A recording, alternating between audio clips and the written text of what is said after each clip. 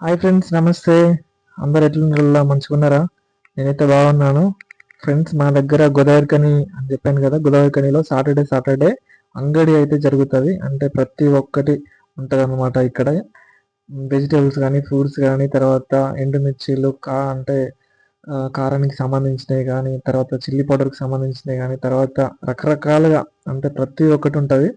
చాలా తక్కువ రేట్‌లో ఉంటాయన్నమాట. అంటే మనం బయట షాప్‌లో కొన్నదానికంటే ఆహ్, అంటే హాఫ్ కాదు గానీ, అంటే కొంచెం అంటే తక్కువలో ఉంటాయి అన్నమాట రేట్స్. హ్మ్. అందుకే చాలామంది గోదావరిఖని వాళ్ళు చాలామంది వస్తారు ఇక్కడికి.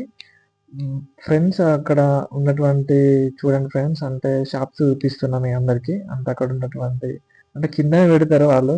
అంటే అక్కడ స్టేజెస్ ఉంటాయి. ఆ స్టేజెస్ మీద పెట్టుకుంటారు. వెజిటబుల్స్ అండ్ తర్వాత ఫ్రూట్స్ గానీ, తర్వాత హ్మ్.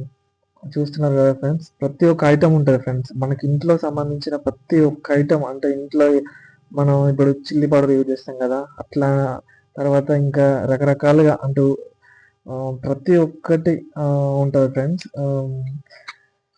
హ్మ్.